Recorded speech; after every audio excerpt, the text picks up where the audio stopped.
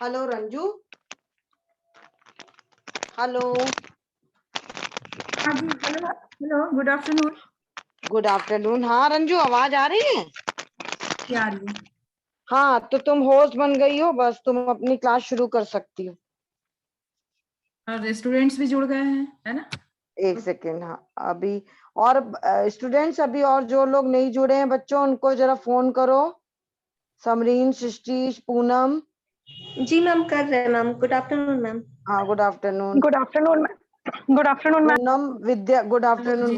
विद्या good को phone. Afternoon all हाँ dear. Good afternoon. नमस्ते मैम। चलिए अर्चना दीदी, बहुत बहुत धन्यवाद। आपने अरे इन किस बच्चों के बात साथ का मेरे को और इन बच्चों का भी जो मेरे साथ जुड़ रहे हैं, बहुत ही अच्छा लग रहा है। हर्ष का विषय है मेरे लिए कि हम इस प्लेटफॉर्म पे आप लोग से मिल रहे हैं। नहीं तो जैसा धन्यवाद कि आप लोग बहुत सारे आनंद क्लास का। हो चुके हैं। नहीं, आपने हमें याद किया, इनवाइट किया, बहुत बड़ी बात होती है। यहाँ पे बहुत बड़ी बात है। नहीं। तो अरे सब चलिए यहाँ मैं लोकल स्टार्ट करूँ। टीचर्स तो सब। हाँ बिल्कुल बिल्कुल। ओके चलो, ऑल द बेस्ट। ठीक है, मैं ओके ऑफ कर रही थैंक हूँ यू। देखो। हाँ ओके चलिए बच्चों, सब लोग जुड़ गए हैं? हेलो। मैम अभी कुछ लोग रह गए हैं, फोन किया है। अच्छा जी, अच्छा हाँ। चलिए। तो अब तो आप लोग की क्लासेस एंडिंग पे है ना? जी मैम। चलिए, मेरे साथ भी आप लोग जुड़ गई हैं और मैं भी अपना विचार, अपना जो भी है मैं शेयर कर रही हूँ आप लोग के साथ। उससे लाभ मिले तो अच्छी बात है, हमारे लिए अच्छा रहेगा कि मैंने जो अपना जो विचार दिया है, अपने जो टॉपिक पे जो मैं रखने जा रही हूँ, उससे आपको कुछ फायदा हो जाए। तो जैसा कि आपके ह्यूमन डेवलपमेंट में है geriatric issues, problems and coping skills है, तो उसमें ये कुछ जो मैंने इसके अंडर जो पॉइंट्स रखे हैं वो आपको अभी स्क्रीन पे दिख रहा होगा। इंट्रोडक्शन है इस टॉपिक पे। मैं इंट्रोडक्शन मीन्स थोड़ा परिचय बताऊंगी कि क्या है, क्या वृद्धावस्था होता क्या है, इस विषय पर हम लोग थोड़े आगे डिस्कशन करेंगे। फिर हिस्ट्री की, वृद्धावस्था की पहचान कब हुई, कब से हम लोग ने इसको समझा कि हाँ ये क्या समस्या है, ये समस्या का रूप कब से आया। और फिर नेक्स्ट है हमारा पॉपुलेशन ऑफ एल्डरली, कि आजकल और पहले से क्या जनसंख्या रही है, अब जनसंख्या में कितनी बढ़ोतरी हो गई है जिस कारण ये समस्या का रूप ले लिया है। नेक्स्ट टॉपिक है types of geriatric problems and causes और डिजीजेज इन ओल्ड एज, ये हम लोग देखेंगे। और लास्ट में हम लोग देखेंगे, लास्ट टॉपिक होगा कोपिंग स्किल्स ऑफ एल्डरली, कि आप जो वृद्धावस्था में किस तरह से हम अपने आप को समायोजित कर सकते हैं। समाज तो हमारे साथ समायोजन करेगा, लेकिन अपने आप को भी समायोजित करना होता है। और लास्ट में होगा तो मैं देखूंगी थोड़ा जो कोई रिसर्च वर्क का होगा उस विषय में एक एग्जाम्पल देकर के आपके साथ डिस्कस करूंगी। तो मैं शुरू करती हूँ, ठीक है। जैसे कि आप जानती हैं जेरियाट्रिक का जो मीनिंग है वो है जैसे बुढ़ापे की या जरा चिकित्सा या वृद्धावस्था या वृद्ध संबंधी। मीन्स कि जेरियाट्रिक का जो मेन शब्द का है, इसका शाब्दिक अर्थ ही होता है पका हुआ, वृद्ध या जैसे बुढ़ापा। मीन्स ह्यूमन बीइंग के साथ बुढ़ापा ही शब्द जुड़ता है। तो जैसा आप लोग होम साइंस की हैं, आप लोग जानती होंगी एलिजाबेथ बी हरलॉक का नाम सुना ही होगा।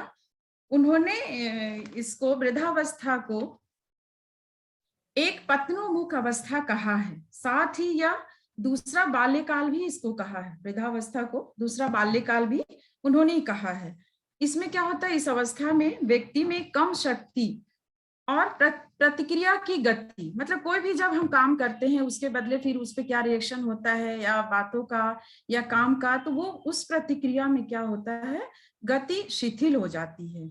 और लेकिन इसकी जो शिथिलता आती है उसकी पूर्ति हम अपने जो ज्ञान कौशल व्यक्ति का होता है वृद्धावस्था में, पिछले जो आगे वो अपना जीवन जी चुका होता है, उसी से सीखता हुआ अपने आप को उससे एडजस्ट करने का प्रयास करता है। हरलॉक ने इसको 2 भागों में बांटा है, जैसा जरागमन की अवस्था। जरागमन मीन्स की वृद्धावस्था की ओर जब हम गमन करते हैं, तो वृद्धावस्था एक ऐसी अवस्था है जिसमें ह्रास की गति धीमी और क्रमागत होती है। ये हरलॉक के शब्दों में ही है। ऐसे ह्रास की क्षति पूर्ति जीवन के ज्ञान से हो जाती है। जैसे जीवन में आपने किसी को देखा है या अपना कोई अनुभव आपने लिया है, तो ये जो जरागमन की शुरुआत की अवस्था होती है, इसको आप पूर्ति अपने आप कर सकते हैं। और ये जो अवस्था होती है हमारी 50 ईयर्स मतलब 50, किसी भी व्यक्ति के 50 से 65 वर्ष के बीच की होती है। हमने भी समस्या उसको हम अपने पिछले अनुभव से उसको एडजस्ट करने का प्रयास करते हैं। जैसे हेयर का ग्रे होना, तो उसको डाई के द्वारा इस तरह से कुछ हम सीखते हैं दूसरे से, उससे इससे पूर्ति करते जाते हैं। और दूसरी अवस्था उन्होंने बताई है जरा जीर्ण की अवस्था। इस अवस्था में व्यक्तिगत भेद के अनुसार, मीन्स की देखिए शारीरिक बनावट हम समझेंगे उसको। भेद मीन्स की ये हुआ कि आपकी शारीरिक बनावट, आपका खान पान, आपका रहन सहन किस तरह से रहा है, उस तरह से ये हर व्यक्ति में अलग अलग होता है। जैसे लेकिन लक्षण कुछ सेम होते हैं। जैसे कि कमोबेश देखिएगा इस एज में हर चीज भूलने की थोड़ी समस्या रहती है, याद देर से आती है, या कोई चीज कहा गया तो उनको याद नहीं रहा, किसी ने याद दिलाया तो उस काम को आराम से कर लेते हैं। इस तरह से कभी वो लापरवाही भी उनमें दिखती है। ये एज फैक्टर्स होता है, एज के अनुसार होता है। फिर वो एक इस अवस्था में ज्यादातर देखा जाता है कि वो सामाजिक रूप से सेल्फ विड्रॉ करने लगते हैं, मतलब विमुख हो जाते हैं। उनको लगता है हम तो वृद्ध हो गए, अब हमारी कोई जरूरत नहीं है, तो एक सोशली विड्रॉवल उनके अंदर अपने आप ही ये शुरू हो जाता है। फिर जैसे कंसंट्रेशन की कमी पाई जाती है उनमें, जैसे बहुत जल्दी घबरा जाना, कोई बात ना कोई उनकी बात ना माने, या कुछ इस तरह की समस्या है, तो और अपने लिए भी कोई कुछ उनमें कमी दिखने लगती है। तो इन्होंने जैसे कि 2 अवस्थाएं बताई है, जरागमन और जराजीर्ण की अवस्था।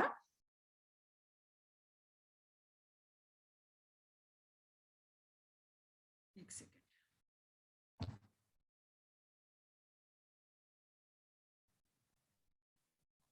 ये मैं देख लूं जरा सा।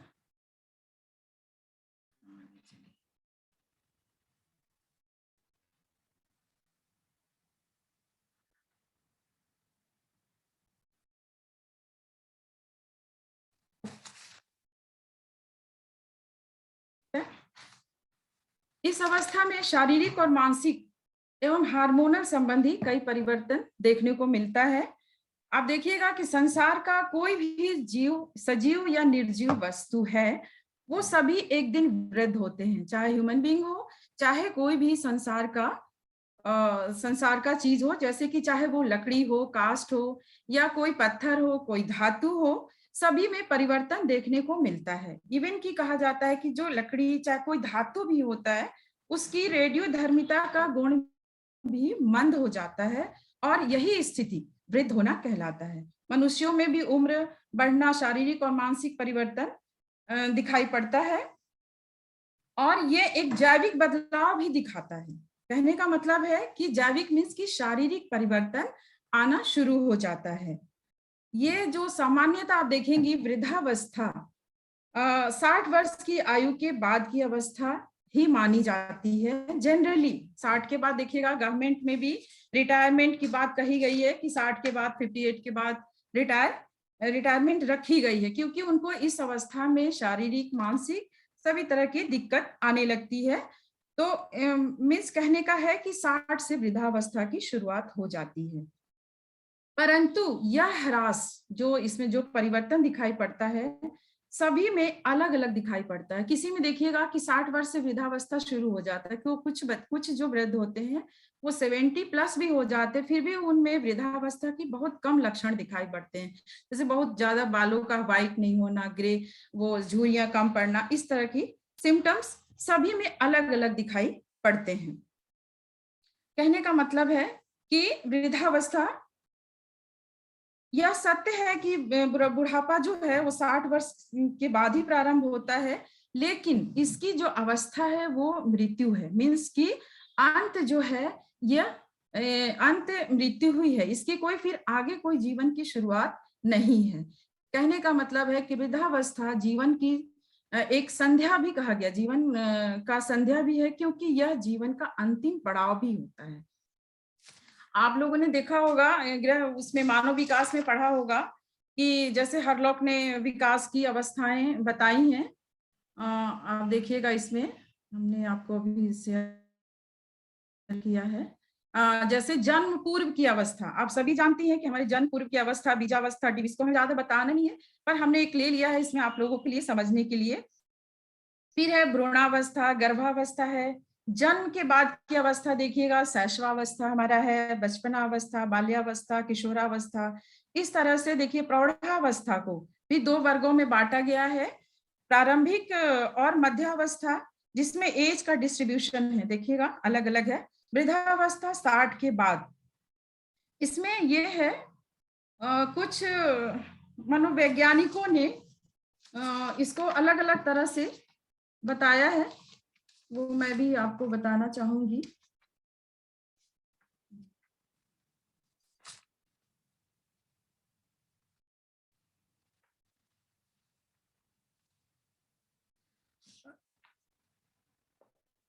वृद्धावस्था के जैसे प्रसार के बारे में हम जानेंगे। मीन्स कि जो हमने आपको इस पे दिखाया है उसमें अलग अलग बताए गए हैं कि किसने किस तरह से इसको माना है। जैसे कि इसके प्रसार के संबंध में कहा जाता है, विकासात्मक मनोवैज्ञानिक का कुछ मत में भेद है। जैसे हरलॉक और स्टॉक ने 1975 में और 1974 में जरन की अवधि को प्रारंभिक वृद्धावस्था 60 से 70 को माना है, और अग्रवर्ती वृद्धावस्था 70 से मृत्यु तक माना है। मीन्स कि उसकी 80 भी हो सकती है, 110 वर्ष भी हो सकता है, 120 वर्ष भी होता है, पर उसका अंतिम जो अवस्था होती है वो मृत्यु ही होती है। जबकि अमेरिकी जो विकासवादी मनोवैज्ञानिक है वो 60 से 120 वर्ष मानते हैं। वे वृद्धावस्था को उत्तर प्रौढ़ावस्था कहना अधिक उपयुक्त समझते हैं, और जो बाद की अवस्था है उसको उस अवस्था को उत्तर वृद्धावस्था कहा गया है। पार्कर का मत है कि जरन अथवा वृद्धावस्था ना तो कोई रोग है और ना विघटनात्मक शक्ति है, और ना ही मन और शरीर के सठियाने की अवस्था है। ये किसने कहा? पार्कर ने। कोई भी व्यक्ति स्थिर उसमें निरंतर नहीं रहता, उसमें निरंतर परिवर्तन होता रहता है। कई विद्वानों ने वृद्धावस्था के बारे में अलग अलग परिभाषित भी किया है, वो भी हम आपको परिभाषा थोड़ा आपको बताना चाहेंगे कि वृद्धावस्था की परिवर्तन की प्रक्रिया है जिसमें व्यक्ति के जीवन के सभी पक्ष सन्निहित होते हैं। ठीक है, तो वृद्धावस्था की कई परिभाषाएं दी गई हैं, वो मैं थोड़ा सा आप लोगों को पढ़ के सुनाना चाहूंगी। जैसे भाटिया ने 1983 में वृद्धावस्था को 3 दृष्टिकोण से उन्होंने इसको परिभाषित किया था, जिसको बहुत मान्य परिभाषा माना जाता है, जिसको अम्ब्रेला डेफिनेशन भी कहा गया है। जैसे कि उन्होंने जैविक और मनोवैज्ञानिक और सामाजिक सांस्कृतिक तीनों तरीके से वृद्धावस्था को परिभाषित किया है। जैसे कि पीबी लैमकर ने भी इसी तरह से परिभाषित किया है। उन्होंने कहा है कि वृद्धावस्था में शारीरिक गिरावट की गति अपेक्षाकृत तेज हो जाती है और लंबी बीमारी तथा अक्षमताओं की उपस्थिति में वृद्धि हो जाती है।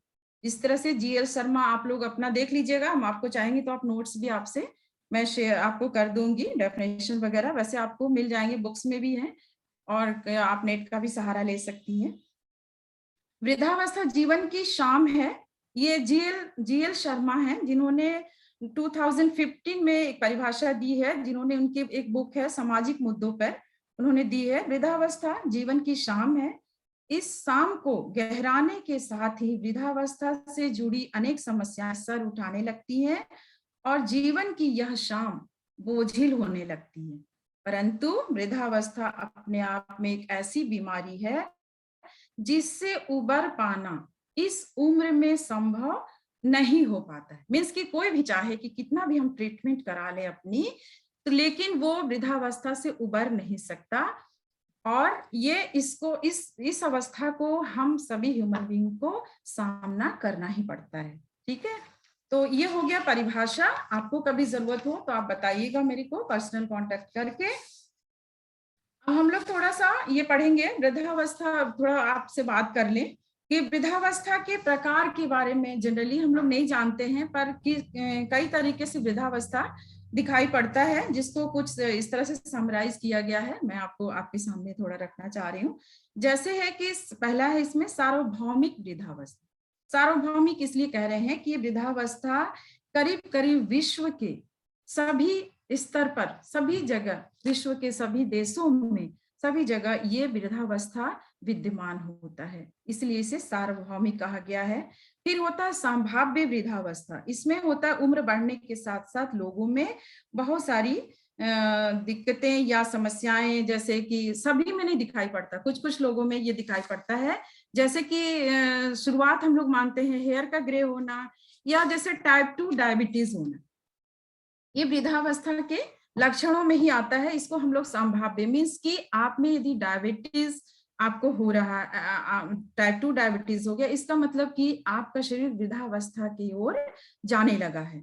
इस तरह से सामाजिक वृद्धावस्था भी कहा गया है, जिसमें जो हमारी आकांक्षाएं होती हैं वो बूढ़ी होने लगती हैं। कि अब देखिएगा, कहने का मतलब ये है कि जो आपके अंदर, जैसे किशोरावस्था में देखिएगा हम लोग कहते हैं कि ये वो ये भी चाहिए वो भी चाहिए, लेकिन वृद्धावस्था जैसे शुरुआत, जैसे कुछ लोग देखिए एग्जाम्पल हम लोग बोलते हैं, अरे अब क्या वृद्ध हो गए हैं, अब हमें ये नहीं चाहिए वो नहीं चाहिए। कहने का यही मतलब है कि सामाजिक वृद्धावस्था, हम अपनी आकांक्षाओं को समेटना शुरू कर देते हैं, तो एक प्रकार का ये भी एक वृद्धावस्था ही माना जाता है। फिर जैविक वृद्धावस्था में आप जानती हैं, जैसे पीरियड का बंद होना, बहुत सारी शारीरिक परिवर्तन दिखाई पड़ने लगता है शरीर पर। और फिर एक व्यवस्था आसन व्यवस्था आती है। जैसे आसन इसलिए कह रहे हैं कि जैसे कोई व्यक्ति किसी पोस्ट पे नौकरी कर रहा होता है, लेकिन जब उसका रिटायरमेंट का एज आता है तो वो कहना शुरू कर देता है मैं तो वृद्ध हो गया। लोग भी समझने लगते हैं कि वो वृद्ध हो गए हैं, अब उनका रिटायरमेंट है, मीन्स की वृद्धावस्था आ गया है। तो एक ये भी है जिसको हम लोग आसन व्यवस्था कहते हैं। अच्छा, एक और विलंबित वो कहते हैं वृद्धावस्था। जैसे देखिएगा कुछ लोगों में 60 में, जैसा कि मैंने भी पहले भी आपको बताया, कुछ लोगों में 60 वर्ष में शुरू होता है, कुछ को 70 तक ही भी यंग दिखते रहते हैं, उनमें कोई चेंजेस नहीं आता। लेकिन वृद्धावस्था तो आता ही आता है, देर सवेर या पहले या बाद में आना ही आना है। लेकिन इसकी शुरुआत इन सब अवस्थाओं से गुजरते हुए हमें दिखाई पड़ता है।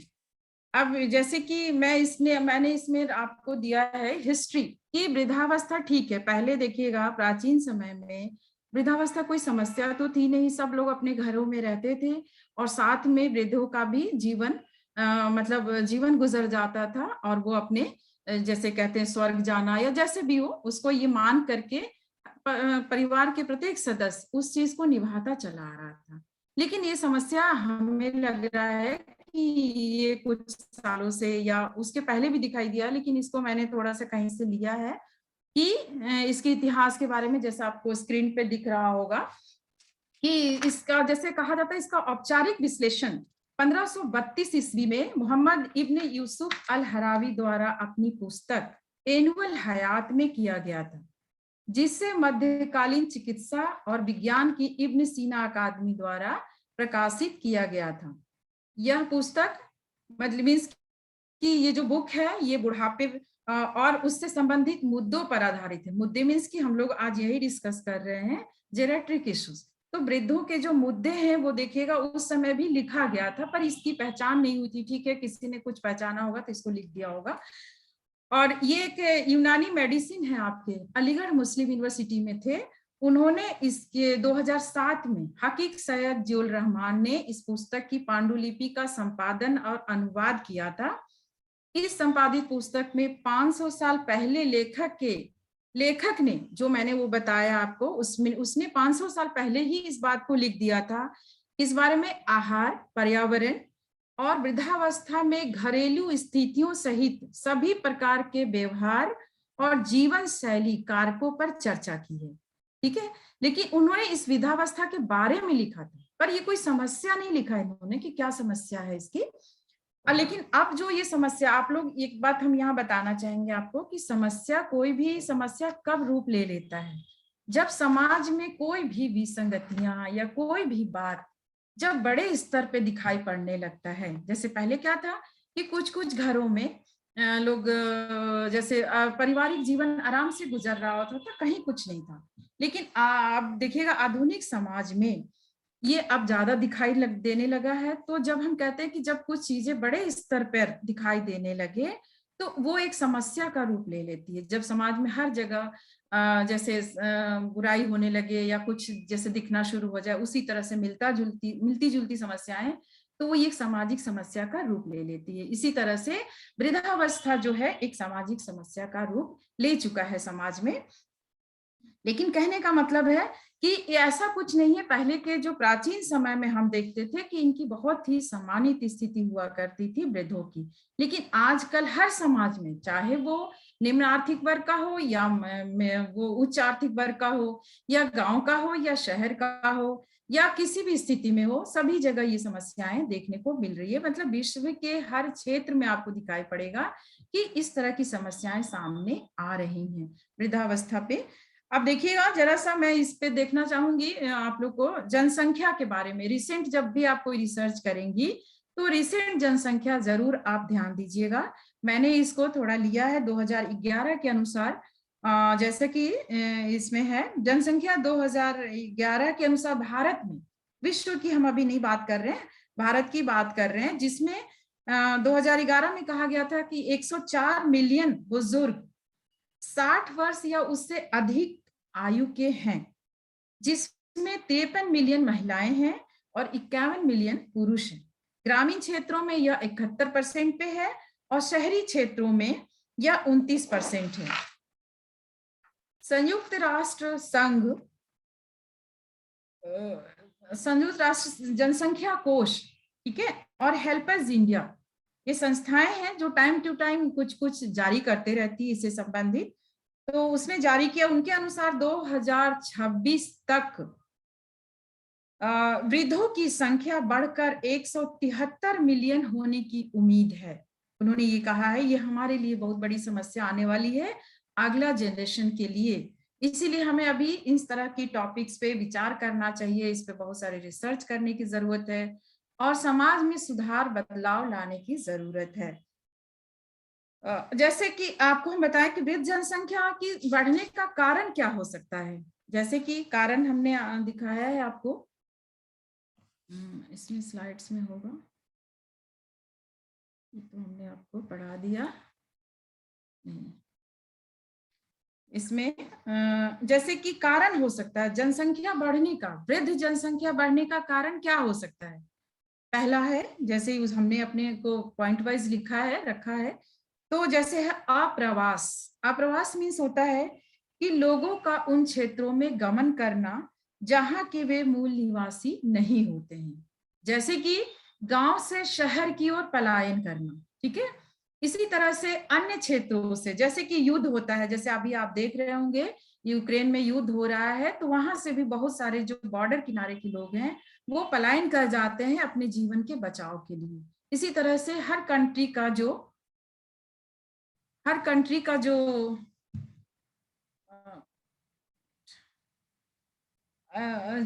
जहां भी कोई भी बॉर्डर एरिया होता है वहां पे ये दिखने लगता है।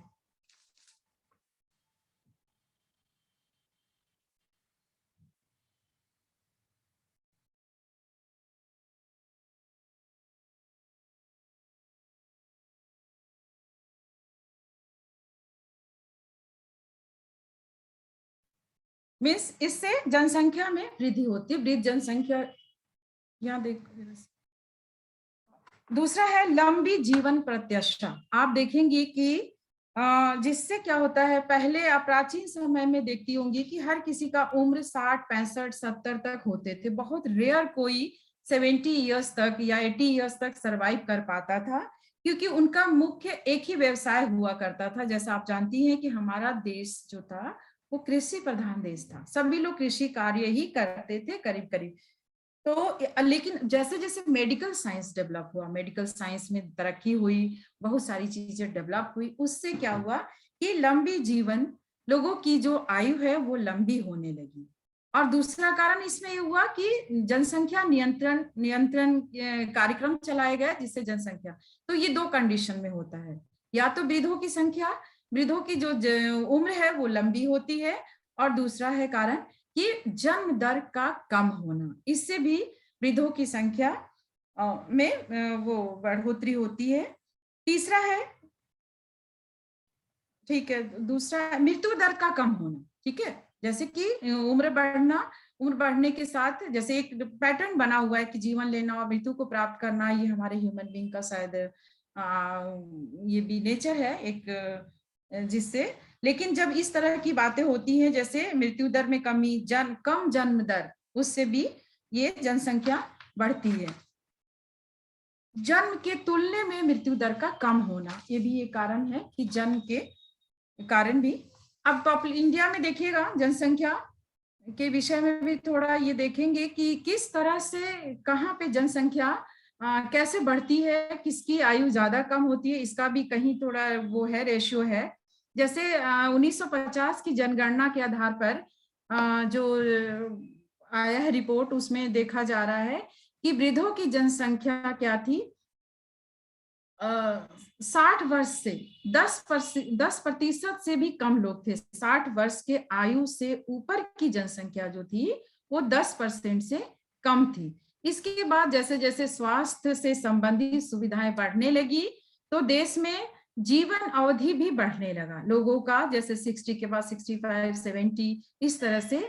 मीन्स की कहने का ये मतलब है कि सुविधाएं, स्वास्थ्य सुविधाएं बढ़ने से, खान पान में सुधार होने से लोग की जीवन प्रत्याशा बढ़ा, जिससे आगे चल के वो 70, 70, 80 तक भी हुआ है। भारत में एक सर्वेक्षण के अनुसार भी देखा गया है कि स्नातक स्तर पर शिक्षित व्यक्ति के जो एवरेज एज होता है वो 79 ईयर्स तक का देखा गया है, जो स्नातक स्तर के होते हैं। और जो शिक्षक के रूप में कार्य कर चुके लोगों की जो औसत जीवन अवधि देखा गया है वो 71 ईयर्स देखा गया है, माने 71 वर्ष तक वो जीवित रहते हैं। जबकि ग्रामीण क्षेत्रों में जो अपने भूमि पर, अपने खेतों में कृषि कार्य करते हैं, उनकी जो जीवन प्रत्याशा है, उनकी जो लाइफ है वो 65 के आसपास देखी गई थी। सर्वेक्षण में पाया गया है ये चीज। आप लोग भी कहीं भी कुछ जिक्र करें तो जरूर कहीं से आप उससे संतुष्ट हो लीजिएगा, फिर उसका रेफरेंस जरूर दीजिएगा।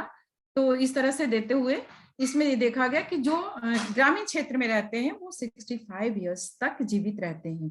इसी तरह से देखा गया कि सबसे अधिक औसत आयु उनका होता है जो प्रोफेशनल्स होते हैं, जो व्यवसायिक कार्य करते हैं। व्यवसायिक मीन्स की डॉक्टर, वकील, इंजीनियर, और जो फाइनेंशियल एडवाइजर होते हैं, फिर इंटेलेक्चुअल्स होते हैं जैसे शिक्षक वर्ग, ये सब जो क्या होते हैं, इनकी उम्र देखी जा रही है, तो इनकी उम्र लंबी होती है, अधिक होती है औरों की अपेक्षा।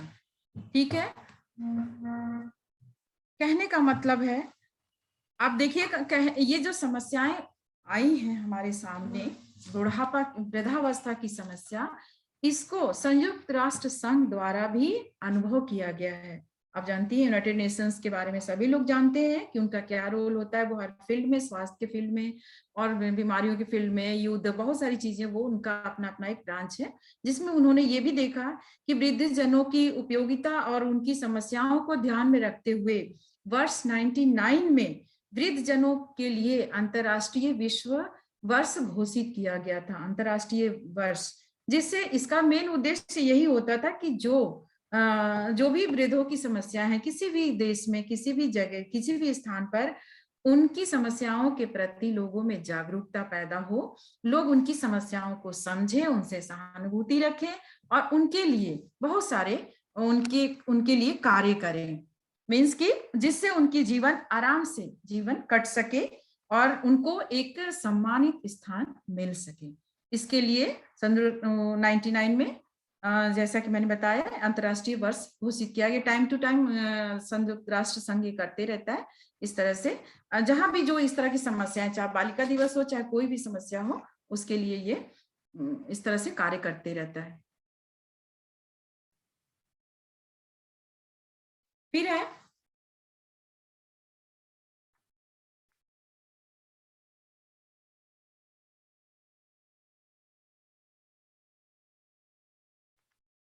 अब हम लोग ध्यान देंगे इस पर, वृद्धावस्था की समस्याएं, जो हमारी मेन टॉपिक भी है कि प्रॉब्लम्स क्या है, इनकी समस्याएं, हम क्या क्या मेरे इनके सामने समस्याएं आती हैं, इस पे हम लोग देखेंगे। आप लोग अपने घर में भी सुनती होंगी कि पहले क्या था कि वृद्धावस्था प्राचीन काल में बहुत ही सम्मानित स्थान इनको प्राप्त था। वृद्धों की हर कही हुई बात को ये लोग अपने लिए आशीर्वाद स्वरूप मानते थे। प्रत्येक मतलब हर समाज या हर समाज का जो प्रत्येक सदस्य था, परिवार का प्रत्येक सदस्य इनको बहुत सम्मानित मानता था कि वृद्ध घर में है, तो उनका सम्मान भी वो करते थे, उनकी देखरेख करते थे। और कहने का मतलब है कि उनको एक मुखिया के रूप में देखा जाता था और जो वो कहते थे उसी अनुसार परिवार चलता था। और लेकिन धीरे धीरे समाज में बहुत बदलाव आया कि हम लोगों ने देखा कि ये क्यों हुआ, ये आप लोग इसको समझने का प्रयास करिएगा। जब से औद्योगिकरण हुआ, अर्बनाइजेशन हुआ, नगरीकरण, शहरीकरण, वैश्वीकरण, ठीक है, तो ये समस्या देखने को मिली। लेकिन पहले ऐसा नहीं था। जैसा कि वृद्धों का देखिएगा आश्रम बटा हुआ था अलग अलग, हमारे यहाँ जैसे देखिएगा आश्रम व्यवस्था भी थी कि वृद्धों की अलग व्यवस्था, जैसे जंगलों में चाहे कहीं भी वन में वानप्रस्थ आश्रम था, और वो उनको इस तरह से उनकी व्यवस्था की जाती थी जिससे उनको कोई मानसिक परेशानी ना हो और वो आराम से अपना अध्यात्म में चाहे कोई और भी विषय से संबंधित लोगों रिसर्च नहीं मीन्स की अध्यात्म से संबंधित अपना कुछ भी लिखना पढ़ना हुआ, वो आगे के जो जनरेशन है उनके लिए वो अपनी तैयारी करते थे और उस तरह से व्यवस्था उनके लिए बनाई जाती थी। लेकिन ये औद्योगिकरण और शहरीकरण के कारण इनकी समस्याएं दिन प्रतिदिन आजकल दिखाई देने लगी है, बहुत ज्यादा समस्याएं आ गई हैं। जैसा कि मैंने बताया आपको कि कारण क्या रहा समस्या इस तरह से आने का। तो लेकिन आप देखिएगा भारत का जो अपना इतना गौरवशाली इतिहास रहा है, चाहे संस्कृति के मामले में या कल्चर जो भी है, लेकिन इसमें बहुत हद तक हमारे पुरुषों वृद्धों का ही देन है, जो आज भारत की जो स्थिति है, भारत की जो संस्कृति है, जो सामाजिक व्यवस्था है, उसको बहुत मान्यता मिलता है विश्व में। और लेकिन कहने का मतलब कि अब लेकिन ये चीज नहीं भी है। कहने का मतलब है कभी कभी क्या होता है समाज में या परिवार में बदलाव देखने को मिलता है। कहते हैं कि जैसे एक ही पैटर्न हमेशा नहीं चलते रहता, कुछ न कुछ बदलाव। यही बदलाव आजकल हमारे औद्योगिकरण और इंडस्ट्रियलाइजेशन के कारण दिखाई पड़ रहा है, जो कि जिसमें देखिएगा इनके जो समस्याएं हैं, जो आपको सामने स्क्रीन पे दिख रहा होगा, कई समस्याएं दिखाई पड़ रही हैं, जिसमें कहने का मतलब है कि समस्याएं हैं, सारी समस्याएं दिखाई पड़ती हैं, लेकिन कहीं कम या ज्यादा दिखाई पड़ता है। कहने का मतलब होता है कि भारतीय समाज में वृद्धों की समस्याएं अलग अलग हैं। वो किस आधार पे हम कह सकते हैं?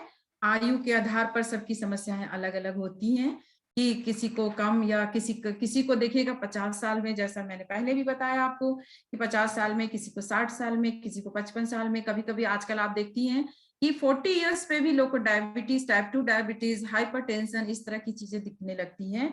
तो हम अंदाज लगा लेते हैं कि अब हम वृद्धावस्था की ओर जाने वाले हैं। तो कहने का मतलब आयु के आधार पर ये समस्याएं दिखने लगती हैं। इसी तरह से अलग अलग दिखाई पड़ती हैं। इस तरह से समस्याएं जो है शिक्षित व्यक्तियों जिससे शिक्षित होता है, जिनको कोई कुछ पोषण का और ये सब का ज्ञान हो, उनको ठीक है, तो उनकी समस्याएं अलग होती है। जैसे वो शिक्षित है तो वो अपना खान पान शुरू से ही उस चीज में सुधार करते हुए अपना जीवन यापन करते हैं, तो उनमें ये समस्याएं देर से या बाद में शुरू होती है या नहीं भी होती है। इस तरह से देखिएगा आर्थिक निम्न वर्ग के आधार पर भी समस्याएं अलग अलग आपको दिखाई पड़ेंगी। जैसे कि मध्य वर्गीय परिवारों में कुछ समस्याएं ज्यादा दिखती हैं, वो जो निम्न आय वर्ग होते हैं उनमें ज्यादा होती है, क्योंकि उनकी भी अलग समस्या है। क्योंकि निम्न वर्ग के हैं तो उनके बहुत सारी निम्न मीन्स आर्थिक स्थिति के आधार पे मैं कह रही हूँ कि उनमें भी अलग समस्याएं दिखती हैं। जो लो हाई इनकम ग्रुप फैमिली होती है उनकी समस्याएं थोड़ी अलग, कम या ज्यादा या अधिक, या क्योंकि उनको बहुत सारी सुविधाएं मिलती हैं औरों की अपेक्षा तुलनात्मक दृष्टि से यदि देखेंगे तो। तो जैसा कि आपने देखा उस स्क्रीन पे दिख रहा है, बहुत सारी समस्याएं हैं। जैसे स्वास्थ्य संबंधी समस्याएं वृद्धों में ज्यादातर देखने को हमें मिलती है। स्वास्थ्य समस्याओं में जैसे हम देखेंगे कि नजर का कमजोर होना। नजर तो आजकल देखिएगा बच्चों में भी कम दिखाई पड़ता है, लेकिन बच्चों कभी कभी रिकवर भी हो जाते हैं। लेकिन वृद्धावस्था में ये दोनों, ये नजर दूर या पास की दोनों चली जाती है, तो ये एक समस्या हो जाता है। उनको साल 2 साल पे चश्मे बदलने, उनको दिखाना, उनके आंख का चेकअप कराना, ये सब उनके लिए एक समस्या बन जाती है। इसी तरह से उनको देखिएगा वृद्धा इस जोड़ों का दर्द, शरीर के खास करके पैरों में ज्यादा दर्द होती है। सभी वृद्धों की ये समस्या कॉमन समस्या है। जोड़ों में दर्द होना, उसकी शिकायत रहना, कभी कभी किसी को बहुत ज्यादा होता है, किसी को कम होता है, पर होता अवश्य है। शारीरिक कमजोरी के साथ मोटापा बढ़ना। देखिएगा शारीरिक क्षमता कम होती है, लेकिन शरीर पे मोटापा आता है। फिर इसी तरह पाचन संबंधी विकार पैदा होता है, कब्ज की शिकायत रहती है उनको, और भी कई बीमारियां जो उनके पास होती है, जैसे कि हाइपरटेंस, कुछ भी जैसे कब्ज की है, पाचन संबंधी है, तो उसके तनाव के कारण भी वो परेशान रहते हैं। उनके सामने एक समस्या हमेशा बनी रहती है। फिर देखिएगा इसमें क्या होता है कि जैसे कोई भी समस्या यदि है, तो जैसे हाई इनकम ग्रुप का फैमिली है, वृद्ध है, तो वो अपना इलाज करा लेता है। लेकिन देखिएगा जो मध्यम जो मिडिल क्लास फैमिली है, या जो लो इनकम ग्रुप के फैमिली के जो वृद्ध होते हैं, उनके सामने ये समस्या ज्यादा होती है। स्त्रियों के साथ एक अलग समस्या है, क्योंकि स्त्रियां क्या करती हैं कि अपने जो कष्ट है, उनको जो तकलीफ होती है, उसको बहुत जल्दी नहीं बताती है, जब तक वो बीमारी बढ़ ना जाए। फिर बहुत ज्यादा बीमारी के बाद वो बढ़ने के बाद दिखाने से भी उनके सामने ये प्रॉब्लम आते रहती है। इसी तरह से उनकी एक समस्या, दूसरी समस्या है आर्थिक सुरक्षा। आर्थिक सुरक्षा में हम देखेंगे कि देखिएगा कि बहुत सारे अभी भी जो इंडियन फैमिली है 40 बिलो पॉवर्टी लाइन 40% जो गरीबी रेखा के नीचे रहते हैं। ठीक है, ब्याज और पेंशन की सब लोग सुन रहे हैं ना? हेलो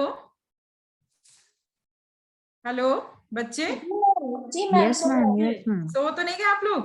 नहीं मैम, सुन रहे हैं। ठीक है। कुछ चीज समझ में आ रही है? समझ में आ रही है? बोझिल तो नहीं हो रही है? यस मैम, जी मैम, बहुत अच्छा लग रहा है, समझ में आ रहा है मैम। अच्छा जी, ठीक है, थैंक यू। तो कहने का मतलब है कि बिलो पॉवर्टी लाइन जो है, उसको ट्रीटमेंट कराना उसके लिए बहुत मुश्किल होता है। इस वजह से भी उनके सामने समस्याएं रहती है। देखिएगा जैसे उनके सामने कुछ ऐसी भी समस्या आती है पैसे की जैसे उनके किसी सर्विस में देखिएगा पेंशन नहीं होता, सरकार एक मुफ्त दे देती है, लेकिन वो पेंशन का पैसा क्या होता है, फैमिली खर्च कर देती है। अदर जो फैमिली मेंबर्स होते हैं वो क्या करते हैं, उसको खर्च कर देती हैं। तो इससे वो टेंशन में आते हैं, तनाव में आते हैं, ये भी एक अलग समस्या है। और फिर उसके बाद होता है कि कोई भी चीज, मतलब जैसे कि कहने का मतलब है कि कोई भी चीज वो अपने इनकम पे वो स्वतंत्र नहीं होते, उस पे पारिवारिक दबाव होता है, वो अपने मन से कुछ नहीं कर सकते हैं। कहा जाता है आपको जरूरत क्या है, आपको ये क्या है, फैमिली प्रेशर उनके ऊपर होता है। और इसमें आर्थिक असुरक्षा ये भी देखा गया कि जैसे परिवार का जो आगे का आने वाला परिवार है, उसके पास यदि इनकम कम होता है तो भी एक उनके लिए समस्या होती है वृद्धों के लिए। यदि बच्चे वेल सेटल्ड होते हैं तो उनको बच्चों के लिए नहीं सोचना होता है, लेकिन जब इनकम कम होता है तो उनको भी अपने लिए एक समस्या ही वो समझते हैं, और उससे वो ग्रसित होते चले जाते हैं। पारिवारिक उपेक्षा, देखिएगा अगला पॉइंट हमारा है पारिवारिक उपेक्षा। मीन्स देखिएगा परिवार में एक प्रमुख समस्या है, यह अध्ययनों से साबित हो गया है कि उपेक्षा, अपमान, ये वृद्धों के लिए कॉमन समस्या हो गया है। ये जैसे कि घर वाले जैसे क्या वृद्ध समझते हैं, उनसे बातचीत नहीं करना, कहते हैं वो फालतू बोलते हैं, बेकार बोलते हैं। देखिएगा सभी घरों में करीब करीब ये समस्या होती है। निर्णय लेने में उनको सहभागी नहीं बनाया जाता है, कहते हैं आप पुराने तरीके से बताओगे, अपना पुराना अनुभव बताओगे, वो मेरे काम नहीं आएंगे। लेकिन ये भी किसी हद तक हम दोष नहीं दे सकते, क्योंकि जो आजकल टेक्नोलॉजी आ रही है, जो चेंजेज आ रहे हैं, बहुत ज्यादा चेंजेज आ रहे हैं। इसको हम मतलब ये नहीं कह सकते कि पहले क्या था कि सभी के जीवन एक सा था, लेकिन अब कुछ बहुत सारे टेक्नोलॉजी के कारण बहुत सारे बदलाव हुए हैं। तो कहने का मतलब है कि वो इस बात को नहीं समझते, वो समझते हैं कि हम वृद्ध हो गए हैं, इसीलिए हमारी बात नहीं मानी जा रही, हमसे सलाह नहीं ली जाती है। स्त्रियों की, ये देखा गया अध्ययनों में कि स्त्रियों की तुलना में पुरुषों को अधिक उपेक्षा सहनी पड़ती है। कभी कभी देखा कि स्त्रियां क्या होती हैं कि वृद्ध स्त्रियां घरों में थोड़ा सहयोग करती हैं परिवार के साथ काम करने में, पुरुष इस काम को नहीं करते हैं, करते भी हैं तो फिर वो कभी कभी पुरुष, जैसे आप जानते हैं कि मेल डोमिनेशन होता है, उनसे कोई सोसाइटी में ऐसा है कि हम पुरुषों से कह नहीं पाते पर स्त्रियों से कहते। तो ये भी देखा गया है अध्ययनों में कि स्त्रियों के प्रति, पुरुषों के प्रति स्त्रियों की अपेक्षा अपमान ज्यादा होता है। कभी कभी किसी काम को करने को कहना और ये सब इस तरह से ना करने पर उनको उपेक्षा की सामना करना पड़ता है, चाहे खान पान से संबंधित हो, चाहे कोई बात व्यवहार से हो, बहुत सारी। फिर देखिए अगला पॉइंट है हमारा अकेलापन। अकेलापन मैंने आपको बताया कि इंडस्ट्रियलाइजेशन, अर्बनाइजेशन, जब इंडस्ट्रीज स्टार्ट हुए तो क्या हुआ कि घर से एक व्यक्ति यदि नौकरी करने आया, धीरे धीरे क्या हुआ, वो अपने फैमिली को ले आता है। फिर क्या होता है कि वो जब फैमिली आ जाती है तो क्या होता है, वृद्ध क्या होते हैं, अकेले हो जाते हैं। शहर आप देखती है कितनी महंगाई है शहरों में, तो एक घर लेना, जैसे बड़ा घर लेना, उस परिवार के लिए समस्या बन जाती है। तो क्या होता है, वो अकेले छोड़ देते हैं। हाँ बताइए, हेलो, कुछ कह रहे हो आप लोग? ठीक है, तो कहने का मतलब है कि ग्लोबलाइजेशन, इंडस्ट्रियलाइजेशन के कारण भी अकेलापन आया। और कुछ तो आप जैसे अगले पॉइंट में भी हमने बताया था कि जैसे आजकल के अनुसार जो आधुनिक समाज है उससे उनका तालमेल नहीं बैठ पाता है, इस वजह से भी लोग उनको अकेला छोड़ देते हैं कि नहीं, वो जैसे किसी डिसीजन में पार्टिसिपेट नहीं कराना, इस तरह से। संयुक्त परिवार का विघटन देखिएगा, जब से इंडस्ट्रियलाइजेशन हुआ संयुक्त परिवार टूट के न्यूक्लियर फैमिली में बट गया, ये छोटा परिवार हो गया, तो उससे भी दिक्कत हुई। पहले क्या होते थे कि सब संयुक्त परिवार में रहते थे तो खान पान और जो कपड़े हैं, जो अदर व्यवस्थाएं होती थी वो कॉमन होती थी और सबके जीवन यापन हो जाता था। पर अब क्या है कि न्यूक्लियर फैमिली में वही कम इनकम, छोटा घर, बहुत सारी समस्याएं हैं जिससे उनको अकेले छोड़ दिया जाता है। आजकल देखिएगा बच्चे, बहुत सारे जो हाई इनकम ग्रुप बच्चे हैं, बच्चे विदेश चले जाते हैं, दूसरे जगह पढ़ने चले जाते हैं, फिर वो जो पेरेंट्स होते हैं अकेले होते हैं। प्लस देखिएगा आजकल की जो पॉपुलेशन है, मीन्स बच्चे भी पहले जैसे 2-4 बच्चे होते थे सभी के फैमिली में, अभी क्या है, एक है, किसी के 2 हैं, तो उससे भी अकेलापन आ रहा है। कई फैक्टर्स होते हैं उनके अकेलापन की, लेकिन ये उनके लिए समस्या हो जाती है। वो इस चीज को अपने आप से कोपिंग नहीं कर पाते कि ये समाज, अब इस तरह का सोसाइटी आ गया है तो हमें ऐसे रहना होगा। वो सोचते हैं कि मैं अकेला हो गया, इसके कारण वो डिप्रेशन में चले जाते हैं, जिससे उनको कई तरह की अदर बीमारियां, पाचन संबंधी और अदर कई भी, जैसे हाइपरटेंशन, इस तरह की बीमारियां आने लगती हैं। फिर मनोवैज्ञानिक असुरक्षा, जैसे अपने आप ही वो डरने लगते हैं कि अब हमें मरना है, जरा से भी कोई बीमारी हुई, थोड़ी देर के लिए बीमार हुए तो उनको लगता है अरे अब तो मैं मर जाऊंगा। तो ये अपने आप को असुरक्षित महसूस करना भी एक उनके लिए समस्या है। फिर है हमारे ये पॉइंट है मनोरंजन की समस्या। मनोरंजन हर व्यक्ति के जीवन के लिए, विकास के लिए और बोरियत से उबरने के लिए ये बहुत जरूरी है। शारीरिक समस्या भी, ये मीन्स की मनोरंजन की समस्या, शारीरिक समस्याएं हम आपको डिस्कस कर ही चुके हैं, जिसमें वही है कि मीन्स की बहुत सारी समस्याएं देखने को मिलती हैं। झुर्रियां पड़ना, दांत का गिरना भी एक समस्या होता है, फिर उसमें दांत बनता है, फिर वो कैसा सेट होता है, क्या होता है, ये सब समस्याएं देखने को मिलता है। बाल का सफेद होना, ये भी देखिएगा कि उनकी एक अपनी पहचान होती है, वो खो जाती है। फिर है संतान की समस्याओं से तनाव। जैसे कभी कभी क्या होता है, देखिए किसी के बच्चे गलत संगत में पढ़ करके वो उनको जैसे अलग संगत में पड़ जाते हैं, जिससे परिवार का दबाव होता है, जैसे पेरेंट्स के ऊपर बहुत ज्यादा दबाव महसूस होता है उनको कि बच्चे की बदनामी का, सोसाइटी में बदनामी का, अपनी प्रतिष्ठा का उनको बहुत ख्याल होता है, इससे वो तनाव में आ जाते हैं। फिर है बेरोजगार होना। आजकल बेरोजगारी की समस्या देखने की समाज में बहुत ज्यादा है। यदि संतान बेरोजगार हो तो पेरेंट्स की परेशानी का कारण बनता है। पेरेंट्स परेशान होते हैं, किसी कारण में दुर्घटना यदि बच्चे के ऊपर आती है, जैसे तो फिर परिवार की देखभाल, जैसे आर्मी के पर्सनल्स होते हैं, उनके भी देखिएगा यदि किसी कारण से उनके आर्मी जैसे डेथ हो जाती है तो उनकी फैमिली की जिम्मेदारी वृद्धों पर भी आ जाती है। इस तरह की ये समस्याएं देखने को मिलती है समाज में। फिर गंभीर बीमारी जैसे कोई ऑपरेशन है, कैंसर है, मधुमेह है, एड्स है, किडनी से संबंधित रोग है, ये उनको यदि गंभीर बीमारी है तो भी उनके लिए एक समस्या हो जाती है।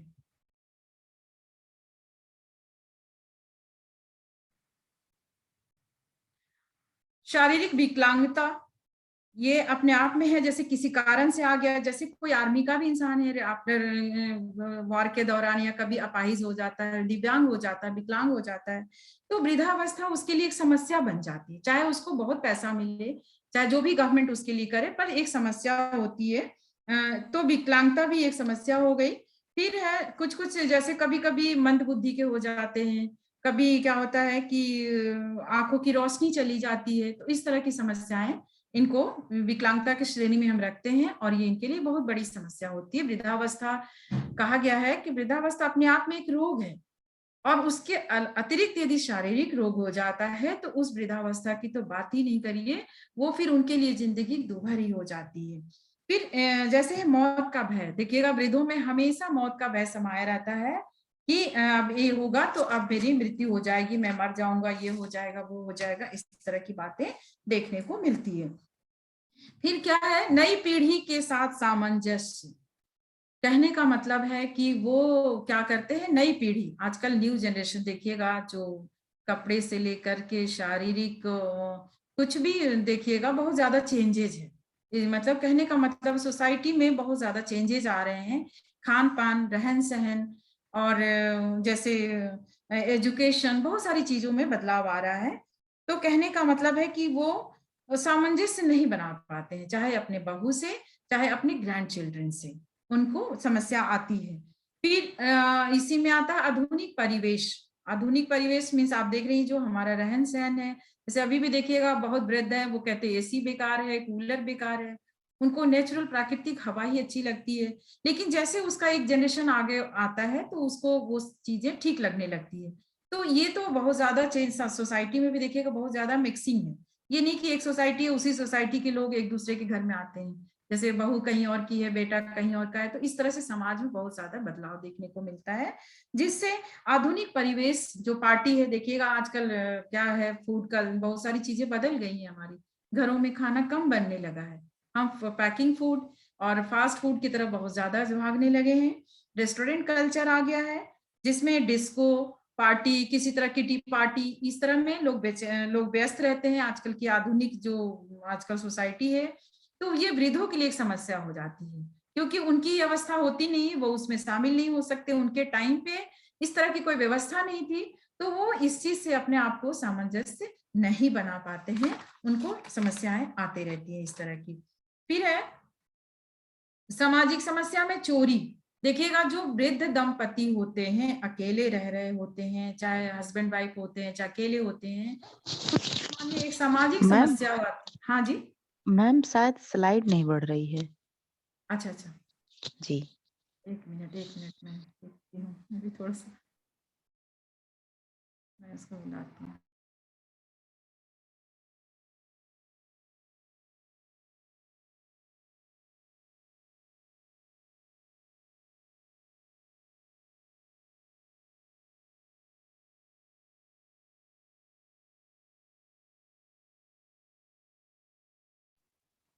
नहीं मैम, ठीक है, बढ़ रही है।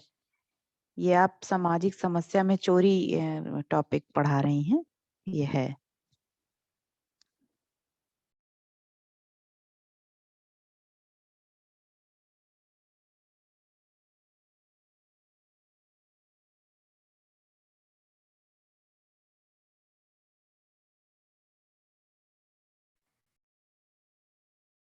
ठीक है, फिर चोरी मीन्स कि अकेले जब वो रहते हैं तो चोरी, जैसे कुछ लोग उस चीज को समझ लेते हैं, उनके मकान को कब्जा कर लेना, उनके चोरी कर लेना, फिर छोटी मोटी चीजें भी चोरी होते रहती हैं, प्लस फिर उनकी जान पर भी आ जाता है। कभी कभी देखिएगा कि लोग उनकी मर्डर कर देते हैं और उनकी सारी संपत्ति को, प्रॉपर्टी को, जो चल संपत्ति होते हैं, जो घरों में होता है, उसको वो लोग चुरा करके ले जाते हैं, जो भी उनके लिए एक समस्या होती है। जैसे कुछ आजकल देखिएगा आधुनिक समाज में ये समस्या ज्यादा आ गई है कि जिनके बच्चे शहर में भी हैं लेकिन वो दूसरे देश में, दूसरे सिटी में हैं, अदर सिटी में है, दूसरे कंट्री में है, जो उनके लिए आना उनके लिए समस्या है।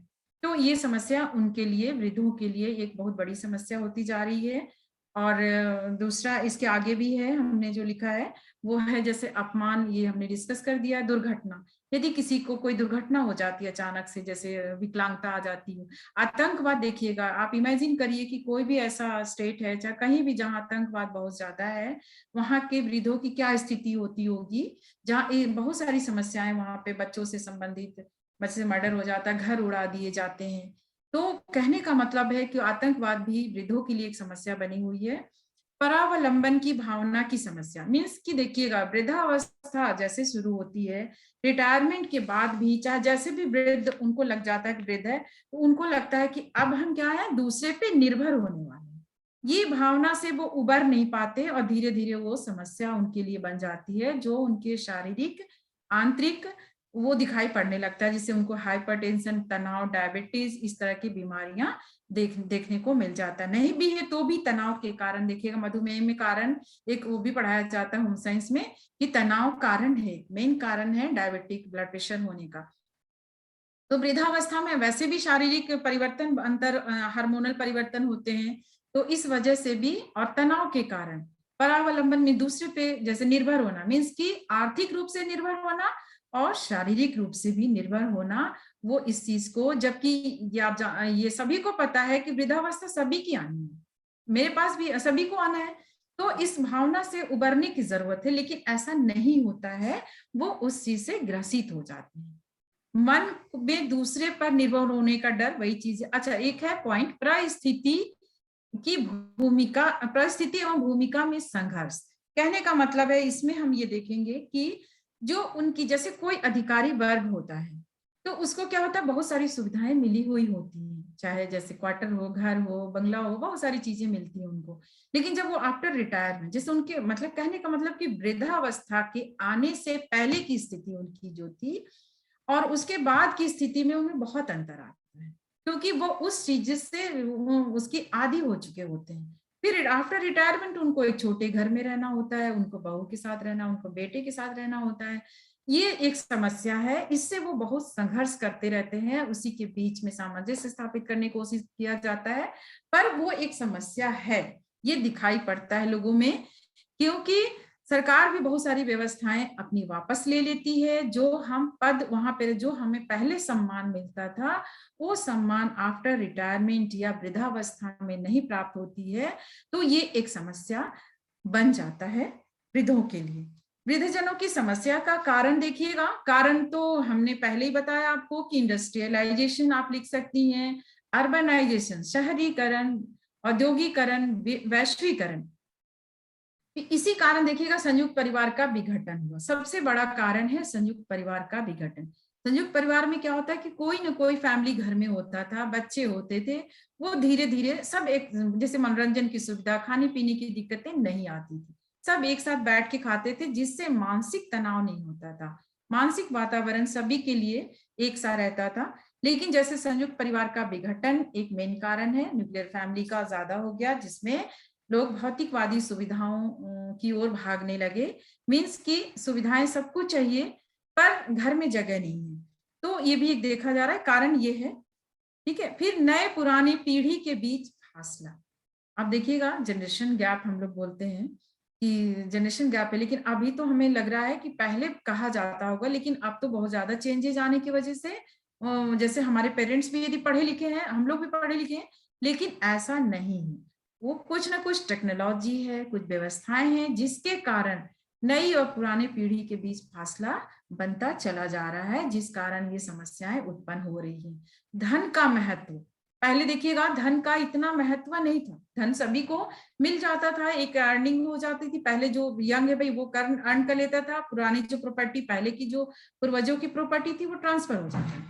लेकिन अब देखिएगा ट्रांसफर नहीं, अब क्या होता है, बच्चे क्या होते हैं, पहले ही अपने पेरेंट्स पे प्रॉपर्टी के लिए हक जमाने लगते हैं, क्योंकि वो बहुत ज्यादा किसी के दबाव में आ जाते हैं, मेहनत नहीं करना चाहते हैं, आलसी होते हैं, या तो उनको रोजगार नहीं प्रॉपर मिल पाता है, तो वो फिर पेरेंट्स की तरफ जैसे ध्यान देने लगते हैं। और एक दूसरा ये भी है कि धन अधिक हो जाने, जैसे बच्चे अच्छे वेल सेटल्ड है, तो उनको क्या है कि उनके पास प्रॉपर्टी बहुत है, धन बहुत है, जैसे सैलरी अच्छी है, तो वो फिर पेरेंट्स की सैलरी को बहुत तुच्छ समझते हैं। पेरेंट्स के जो भी उनके पूर्वज के द्वारा जो उनको प्राप्त हुआ है उसको तुच्छ समझते हैं, उनको वो वैल्यू नहीं देते, जिस कारण भी ये समस्या उत्पन्न हो रही है। व्यक्तिगत स्वार्थ, ये तो आप जानती हैं कि हम, मैं और हम में बहुत सारी अंतर है, देखने को मिलता है। व्यक्तिगत स्वार्थ भी एक कारण है इसमें कि मैं अच्छा तो मैं अच्छा, ये चीज है। भौतिकवादी मूल्यों का प्रभाव, ठीक है, जो भी आजकल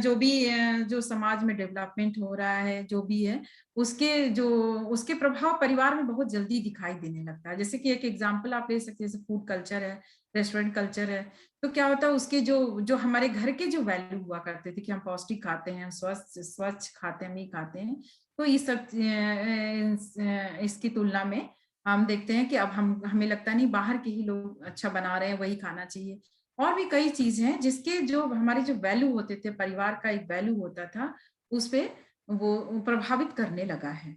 ठीक है, तो ये हो गया वृद्धजनों की समस्याएं। कारण है कि क्यों ये समस्याएं दिखाई पड़ती हैं, और ये पहले नहीं था, पहले भी था, लेकिन अब जैसे पॉपुलेशन में बहुत सारी समस्याएं देखने को मिली, जैसा कि मैंने आपको कारण बताया।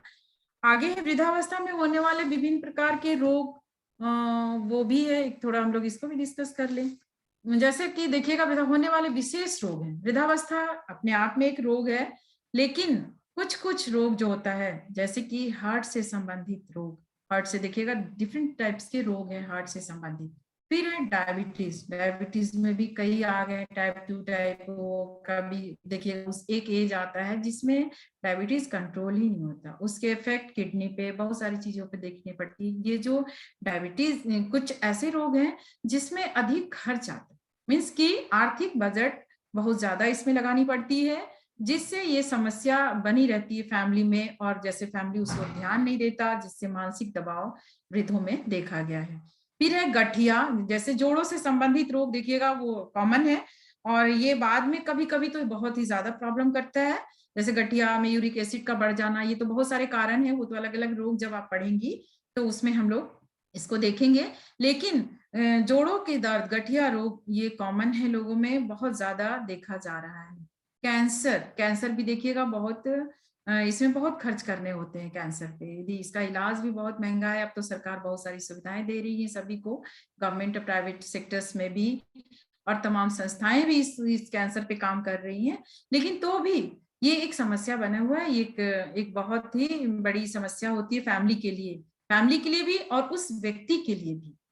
आईज साइट तो कमजोर होना शुरू हो जाता है 50 की उम्र में ही, लेकिन बाद में जाकर ये कैटरेक्ट का रूप ले लेता है, और कई तरह के आईज में समस्याएं आती हैं, जिसके ऑपरेशन मतलब मेजर, माइनर के कई तरह के ऑपरेशंस के द्वारा इसका इलाज हो पाता है। तो ये भी वो देखा गया है कि बहुत बड़ी समस्या हो जाती है ये। फिर ऑस्टियोपोरोसिस कहा जाता है कि शुरू से ही यदि खान पान सही नहीं है, स्त्रियों में ज्यादा देखी जाती है, क्योंकि तभी आप देखिएगा कि जब हम लोग अपने जैसे गर्भावस्था में और लैक्टेटिंग में हम लोग जब डाइट प्लान करते हैं, तो इसका विशेष ध्यान रखते हैं कि इसी कारण, और ये कारण शायद अध्ययनों में भी शायद देखा जा रहा है कि महिलाओं में ज्यादा है। अस्थि इसमें क्या होता है कि अस्थियां जो होती, हड्डियां क्या होती, सॉफ्ट हो जाती हैं, और उनके अंदर जो बनता है वो कम नहीं बनता, जिससे उनकी अस्थियां कमजोर होकर के टूटने के चांसेस होते हैं। हड्डियों में दर्द रहने लगता है, और दर्द के बाद जैसे धीरे धीरे उसमें यदि सुधार नहीं होता, तो बाद में वो मल्टीपल फ्रैक्चर भी हो सकता है। लेकिन तमाम तरह के आजकल सुविधाएं उपलब्ध हैं, उनको उपलब्ध सुविधाओं से फायदा उठाने की है। लेकिन अब वही बात होती है कि वृद्धावस्था एक अपने आप में है, उसको ट्रीटमेंट से हम थोड़ा कम कर सकते हैं, पर उस चीज से पूरी तरह से हम फ्री नहीं हो सकते हैं। ये जो बीमारियां हैं, ये सब लॉन्ग टर्म डिजीजेज होते हैं, जो जीवन के मीन्स की वृद्धावस्था से शुरू होता है, जीवन के जैसे आधे 50-60 से, लेकिन ये मृत्यु पर्यंत तक हमारे साथ चलता है। ये कुछ ऐसे रोग होते हैं, जोड़ों या कैंसर या कैटरेक्ट भी आजकल कंट्रोलेबल है, पर ये कॉमन होते जा रहा है, मतलब सभी को ही कैटरेक्ट होना ही होना है, सभी वृद्धों में ये होता ही होता है। हड्डियों का देखिए क्षय होना, ये भी कॉमन चीजें हैं। हड्डियों में दर्द रहना, वृद्ध और स्त्रियों पुरुष दोनों में ही ये समस्याएं देखने को मिलती हैं। ठीक है, अब मैं थोड़ा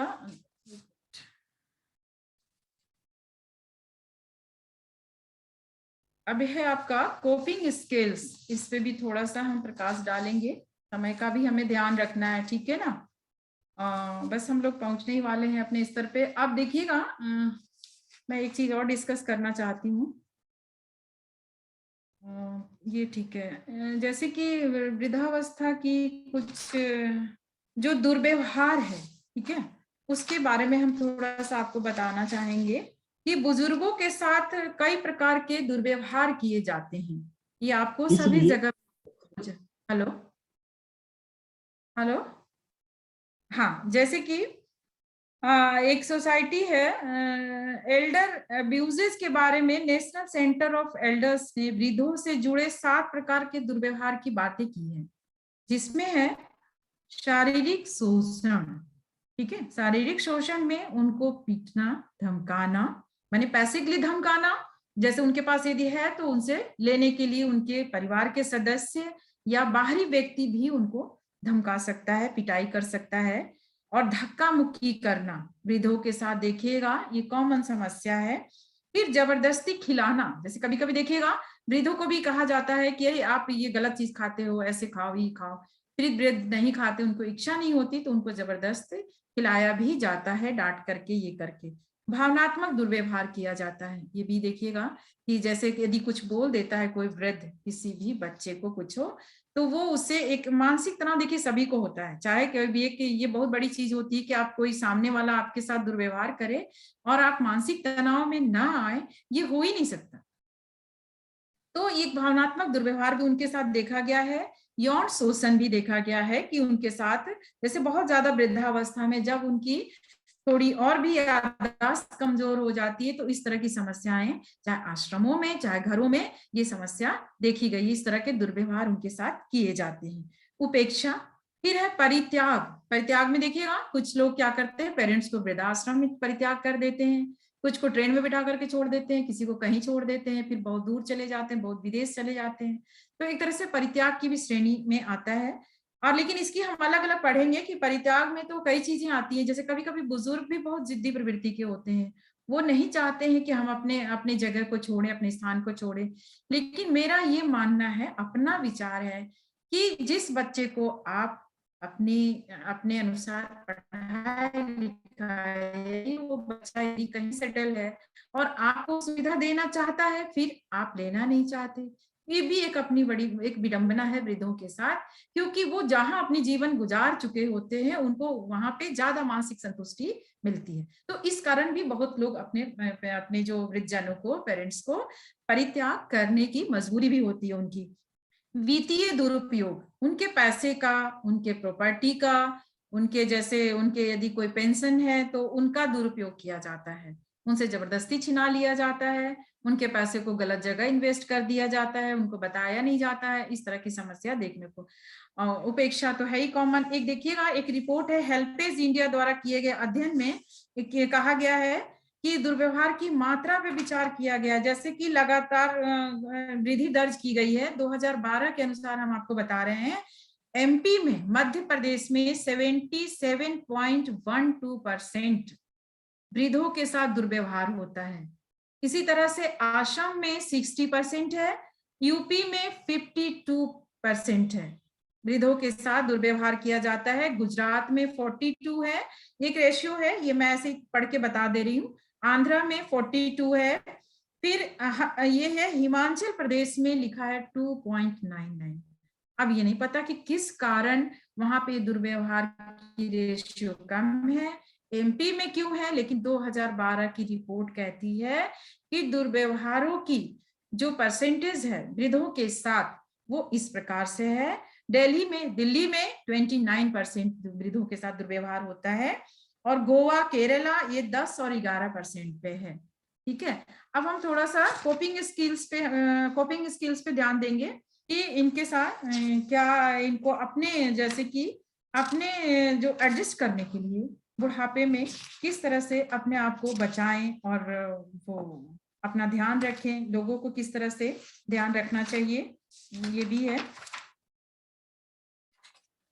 इस पे थोड़ा सा मैं आप लोग को संक्षिप्त में बताना चाहूंगी। ये है हमारे पास, कहने का मतलब है कि इसको भी देखिए, कब से वृद्धावस्था ये तो हमने आपको बता दिया, लेकिन सफल वृद्धावस्था कैसे अपने आप को बनाएं, कैसे अपनी समायोजन करें इस समाज के साथ, ये बदलती दुनिया के साथ, ये बहुत ज्यादा चेंजेस के साथ, ठीक है। तो इसकी पहचान जो अवधारणा 1950 में इसको लिखा गया या लिखित रूप में खोजा गया या दिया गया, और 1980 के दशक में ये लोकप्रिय हुआ कि हाँ, वृद्धावस्था को सफल बनाने के लिए हम अपने बच्चों पे निर्भर नहीं रहेंगे, उसको सफल बनाने के लिए हम खुद ही प्रयास करेंगे। तो उसके लिए ये कुछ पॉइंट्स हैं जिसमें ये किया गया। जैसे कि जीवन को, कहने का मतलब है कि रिटायर्ड हो गए आप या वृद्ध हो गए तो अपने जीवन को थका हुआ ना महसूस करें, ठीक है। अपने को मतलब मीन्स की जागृत करें कि नहीं, ये जीवन है, ये सभी के साथ आना है, कम या ज्यादा परेशानियां सभी के साथ लगी होती है, तो इसको नीरस नहीं और निरर्थक ना बनने दें। इसके लिए हमें कुछ कुछ, जैसे कि आपको देखा होगा आप लोगों ने कि उनमें कुछ कुछ परिवर्तन देखने को मिलता है, जैसे चिड़चिड़ापन, सनक जैसे एक शब्द इस्तेमाल होता है, चिड़चिड़ापन, अवसाद, असहिष्णुता, है ना, इस तरह की चीजें उनके अंदर पनपने लगती हैं। लेकिन उसको कंट्रोल करने के लिए यहाँ पे कुछ सुझाव दिए जा रहे हैं कि जो वृद्ध हैं वो आजकल के जो मनोवैज्ञानिक हैं और जो भी इस फील्ड में काम कर रहे हैं, उन्होंने इसको सफल बनाने के लिए कि वृद्धावस्था जैसे हमारे पास किशोरावस्था आता है, प्रौढ़ावस्था होता है, उसी प्रकार से वृद्धावस्था को भी आप सफल बना सकते हैं। उसके लिए हमें कुछ करना होता है, कुछ समझना होता है। तो विद्वानों ने कुछ सुझाव दिए हैं, उसको मैं ये पॉइंट्स रखूंगी। जैसे कि आहार का विशेष ध्यान देना, कहने का मतलब है कि आफ्टर 40-50 आपको अपना आहार, कहने का मतलब है कि आहार पे विशेष ध्यान रखना है कि कुछ चीजों की जो कमी हमारे शरीर में बन जाती है, जैसे कि पढ़ने से, जानकारी से हमारे आता है कि हाँ हमें ये खाना चाहिए नहीं। जैसे रिसर्चर देखिएगा, जो मेडिकल साइंस है वो भी रिसर्च करके आपके सामने RDA प्रस्तुत किया जाता है। होम साइंस वाले बच्चे रिकमेंडेड डाइट पढ़ते हैं कि वृद्धावस्था में और 50 साल की उम्र में किस तरह की आहार लेनी चाहिए, तो उस पर हमें थोड़ा ध्यान देना चाहिए। तो आहार पर विशेष ध्यान रखना चाहिए, अपने खान पान, पाचन संबंधी जो जिससे हमें पाचन तंत्र प्रभावित होता है, उन चीजों को अब दूर करते हुए, उनको कम खाते हुए कम उपयोग करना चाहिए। इसी तरह से ओवरवेट, ठीक है, और दूसरा पॉइंट हमने ली है कि ओवरवेट से बचें। कहने का मतलब है कि वृद्धावस्था में शारीरिक शिथिलता हो जाती है, आप इतने भागदौड़ नहीं कर पाते, शरीर आंतरिक रूप से कमजोर होना शुरू हो जाता है, जिससे मोटापा दिखने लगता है। तो कहने का मतलब है एक एज के अकॉर्डिंग हाइट, वेट एक संस्थाओं ने दिए हुए हैं, उसके अनुसार। और ये मोटापा, कहने का मतलब है 20% आपके शरीर का जो नॉर्मल वजन है उसे 20%, 30% आप मान लीजिए कि नॉर्मल में ही आता है, लेकिन जब आपका वजन उससे ज्यादा होने लगता है तो वो ओवरवेट कहलाता है। तो वृद्धों को ओवरवेट से बचना चाहिए, जिससे उनको डायबिटीज, हाइपरटेंशन, जॉइंट्स पेन, इसमें उनको आराम मिलेगा, नहीं होगा या होगा भी तो कम प्रभाव पड़ेगा, ठीक है। व्यायाम और योगा का सहारा ले। देखिएगा कि आजकल वृद्ध आपको पार्क में आप जाएंगी तो वृद्ध आपको योगा और ये व्यायाम करते दिखेंगे। तो कहने का मतलब है कि हर वर्ग को प्रोत्साहित करना चाहिए, हर लेवल पे, और लोगों में भी ये चीज होनी चाहिए कि नहीं, योगा कोई चीज है, इससे हमारे शारीरिक जो स्वास्थ्य है वो प्रभावित होता है, सुदृढ़ अच्छा होता है। तो व्यायाम और योग का सहारा लेना चाहिए, जिससे वृद्धावस्था की जो समस्याएं हैं वो थोड़ी कम हो जाए, शारीरिक समस्याएं कम हो जाए।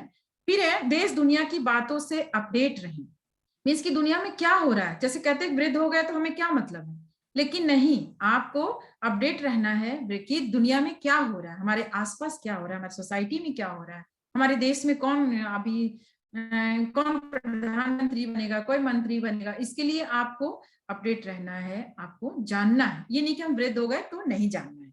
फिर नकारात्मक विचारों को ना कहें, जो भी, ठीक है, जो भी निगेटिव थिंकिंग आती है कि जैसे मैं वृद्ध हो गया हूँ, मेरा कोई काम ही नहीं है, मेरे को तो अब मरना है, इस तरह की निगेटिव थिंकिंग नहीं आना कि मुझे कोई पूछेगा नहीं।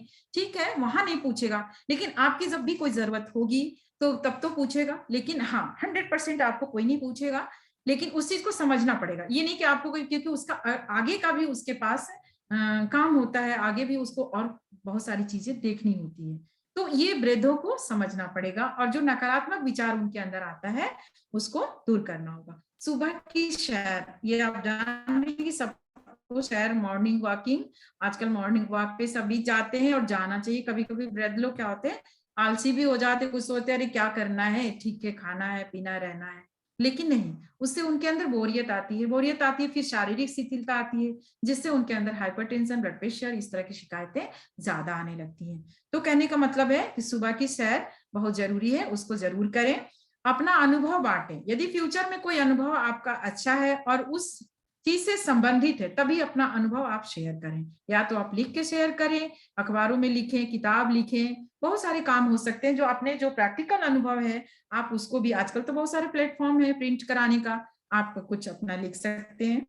फिर शरीर को रखें सक्रिय और निरंतर कार्यरत, मतलब जितना वृद्धों को चाहिए कि जितना संभव हो सके, आपका शरीर की क्षमता जितनी हो उतना वो काम करना चाहिए उनको, जिससे उनकी शारीरिक गतिशीलता बनी रहे। फिर देखिएगा म्यूजिक, मतलब संगीत सुने, म्यूजिक सुने, मीन्स रेडियो देखिएगा, उस फील्ड में कंपनियां भी काम करती हैं वृद्धों के लिए। एक FM कारवां भी आपने सुना होगा, रेडियो कई तरह की आ गई हैं जिसमें गाने अपलोड कर दिए जाते हैं, और सुबह सुबह भजन भी इस तरह के लगा करके संगीत थेरेपी की भी आजकल बात होती है, संगीत चिकित्सा, म्यूजिक थेरेपी की बात होती है, जिससे आप देखिएगा बहुत सारे अभी संस्थाओं में भी देखा है मैंने, जैसे कुछ है जहाँ पे एक लाइट म्यूजिक चलती रहती है, बड़े बड़े संस्थाओं में मैंने देखा है, और वो बहुत अच्छा भी लगता है कि बहुत शोर भी नहीं है और एक मानसिक सुख भी प्राप्त होता है। तो ये कहने का मतलब है, लोक मंगल कार्य भी करें, मंदिर मस्जिद जो भी है, जहां भी आपके सामाजिक दायरे में आता हो वहां जरूर जाएं, मंदिर जाएं, मंगल जैसे भजन है, कुछ है, इस तरह के जैसे कामों में आप जाएं, गाना सुने। ठीक है, जो कार्य, जैसे कहते हैं कि जो कार्य अब तक नहीं किया है, ठीक है, तो यदि आप करना चाहते हैं तो आप उसको जरूर करें। जैसे कि कभी कभी कुछ चीज होते हैं कि जैसे हम लोग, जैसे कुछ काम छूट जाते हैं, जैसे लगता है ये भी करा होता, ये भी क्या होता, लेकिन यदि आपके पास साधन है, आप आर्थिक रूप से सक्षम हैं, तो आप कुछ संस्था, कुछ क्लब के माध्यम से भी अपना कार्य कर सकते हैं। और इस तरह से, जैसे किसी भी फील्ड में, बच्चों के फील्ड में, वृद्धों के फील्ड में, या समाज के फील्ड में, ऐसा क्या होता, पहले के जो कल्चर थे कि हम लोग सभी कुछ क्या करते थे, अपने ही बच्चों के लिए बचा के रखते थे, लेकिन ऐसा नहीं होना चाहिए। आप दूसरों के लिए भी कुछ करें, क्योंकि यदि पता है कि हमारे बच्चों के पास, हमारे पास, उसके पास बहुत है, तो आप कुछ करें। यदि इस तरह के लोग सक्षम हो तो करना चाहिए। क्लब ज्वाइन कर सकते हैं, और क्लब आजकल देखिएगा बहुत डिफरेंट लेवल की क्लब्स हैं जहाँ बहुत सारी सेवाएं होती है, आप वहां अपनी सेवाएं दे सकती हैं, वहां आपको तरह तरह से सम्मान भी प्राप्त हो सकता है। ठीक है, इस तरह से हमने, देखिए बेटा, आप लोग के सामने ये अपनी बातें रखी है, आपको जो भी देखिएगा उसमें कुछ फायदा हो तो अच्छी बात है। कहने का हम लोग कंक्लूजन पे अब थोड़ा सा 5 मिनट समय निकालेंगे, कि जैसे हमने आपके सामने ये सब टॉपिक्स डिस्कस कर दिए, और आप लोग को हेल्प मिलेगा। यदि कोई इस पे आप कोई रिसर्च करना चाहें तो आप मेरे से सहयोग लेना चाहें तो ले सकती हैं, मैं आपको बताऊंगी जो भी चाहिए। और जैसे कंक्लूजन पे तौर पे हमने देखा कि भाई अधिकतर लोग वृद्धावस्था में होने वाली परेशानियों से परिचित होते हैं, क्योंकि हमें पता है कि वृद्धावस्था में ये समस्याएं आएंगी, चाहे शारीरिक हो, चाहे मानसिक हो, चाहे बच्चों से संबंधित जाता है। कि वृद्धावस्था का पहले ही सरकार देखिए बहुत सारी योजनाएं चलाकर, पेंशन योजना है ना, बहुत सारी चीजें वो चला करके इस तरह से वृद्धों के लिए काम कर रही है। अधिकतर लोग का कहना है कि उनको परिवार में मुखिया का दर्जा प्राप्त है, पर यह सच्चाई नहीं। ये रिसर्च में साबित हुआ है, देखा गया है कि मुखिया का दर्जा नहीं, ये इसका तो मैं देखती हूँ, एक मिनट, इसमें तो मैंने दूसरी बात की है। कहने का मतलब है कि वृद्धावस्था एक समस्या की अवस्था है, और इसको कैसे हम कौशल के द्वारा, कैसे अपने पहले के जीवन के अनुभवों के द्वारा उसका विकास करके हम अपने कौशल को बढ़ा करके हम वृद्धावस्था से समायोजित कर सकते हैं। कुछ चीजें हम अपने अंदर डेवलप कर सकते हैं, कुछ चीजों को छोड़ सकते हैं। ऐसा नहीं कि हम वृद्ध हैं तो हर चीज को पकड़े ही रहे, ऐसा नहीं होना चाहिए। ये वृद्धों को समझना होगा कि हमें किस तरह से समय, ठीक है अगला जनरेशन यदि बहुत ज्यादा जैसे कि गैपिंग वाला है कुछ है तो, लेकिन ऐसा नहीं हो सकता कि आप बिल्कुल ही छोड़ दें और बिल्कुल एकदम सोच ले कि नहीं नहीं अब तो मेरे को कुछ करना है। नहीं, आपको करना है, लगातार आपको प्रयास करना है और अपना स्वास्थ्य देखना है। मीन्स की वॉकिंग है, खान पान है, ये 2-3 चीजों से आपको शारीरिक जैसे कि कमजोरी या शारीरिक स्वास्थ्य अच्छा रहेगा। और मानसिक स्वास्थ्य के लिए आप जैसे संगीत सुनने, आप बाहर भीतर बातें करें, बागवानी करें, आप पेड़ पौधे लगाएं, गमले लगाएं, इस तरह की चीजें भी हम लोग कर करके इस चीज से देख सकते हैं। अच्छा, आप लोग को थोड़ा सा ऐसा, जैसे आप लोग वो तो पढ़ाया गया होगा कि रिसर्च प्रपोजल कैसे लिखते हैं, ये सब तो दीदी ने कहा था कि थोड़ी मैं बता दूं आप लोग को, है ना। तो उसमें तो आप लोग को बताइएगा कि क्या कोई समस्या हो, जैसे मान के चले वृद्धावस्था से संबंधित कोई समस्या हम करते हैं, टॉपिक्स लेते भी हैं, तो जैसे कि समस्या डिस्कस करते हैं, फिर बुजुर्गों की स्थिति जैसा मैंने बताया प्राचीन और अभी से लेते हुए आप उसको डिस्कस कर सकती हैं। फिर बुजुर्गों की जो लेटेस्ट समस्याएं हैं उसको आप रखेंगी, उसके कारण लिख सकती हैं। वृद्धों के लिए जैसे कार्यक्रम जो भी सरकार द्वारा या संस्थाओं द्वारा, एनजीओ द्वारा जो सुविधाएं दी जा रही हैं उसकी भी आप चर्चा कर सकती हैं अपने इसमें। फिर जैसे कि उद्देश्य आप इसमें सेलेक्ट करते हैं, वो आपको पता ही है कि कैसे कोई भी टॉपिक, कोई समस्या है तो उसके उद्देश्य लिखे जाते हैं, उसकी परिकल्पना लिखी जाती है। फिर साहित्यों का पूर्वालोकन होता है ना, रिव्यू ऑफ लिटरेचर, शोध पद्धति अध्ययन, जो भी शोध पद्धति विधि लगाते हैं, मेथड, रिसर्च मेथोडोलॉजी यूज करते हैं, चाहे कोई भी, जब देखिएगा तुलनात्मक अध्ययन जब हम करते हैं तो उसमें हम टेस्ट वगैरह लगाते हैं कि कंपेयर करते हैं कि क्या है, कि काई वर्ग भी आता है, टी टेस्ट होते हैं, बहुत सारे होते हैं, वो आपको पढ़ाया गया होगा। लेकिन इसमें भी आप करके अपनी समस्या, अपनी ये रिसर्च को आगे बढ़ा सकती हैं। विश्लेषण है, परिणामों का विश्लेषण है, उसके लिए आंकड़े को एकत्रीकरण, ये सब हम देखते हैं, जैसे इसमें सीमाएं भी लिखते हैं।